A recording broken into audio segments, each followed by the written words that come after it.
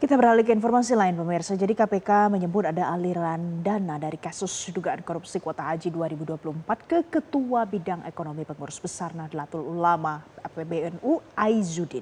Juru bicara KPK Budi Prasetyo menyatakan KPK memanggil Aizuddin untuk mengonfirmasi bukti aliran dana yang sudah didapat penyidik sebelumnya. Budi mempersilahkan Aizuddin membantah soal penerimaan uang tersebut, namun klaim KPK telah didasari adanya bukti. Meski begitu, Budi enggan merinci bukti yang dimiliki KPK soal aliran dana ke Aizuddin dan penyidik akan memanggil sejumlah saksi untuk mengaitkan keterangan Aizuddin pasca diperiksa beberapa waktu lalu. KPK menyebut aliran dana yang masuk ke kantong Aizuddin mengatasnamakan pribadi.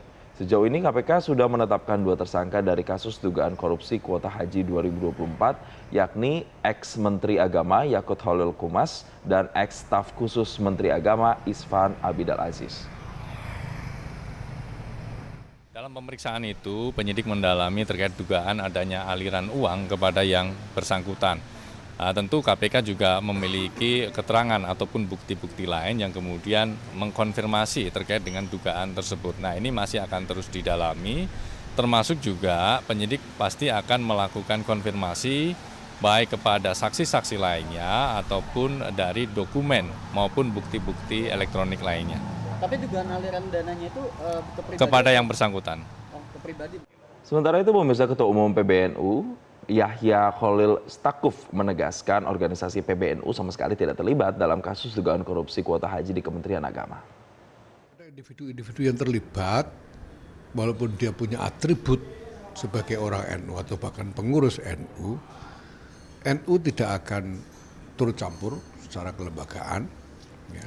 Saya sendiri sebagai Ketua Umum sama sekali tidak akan ikut campur dalam masalah hukumnya itu. Walaupun ya semua orang tahu ini adik saya juga tersangkut masalah itu, ya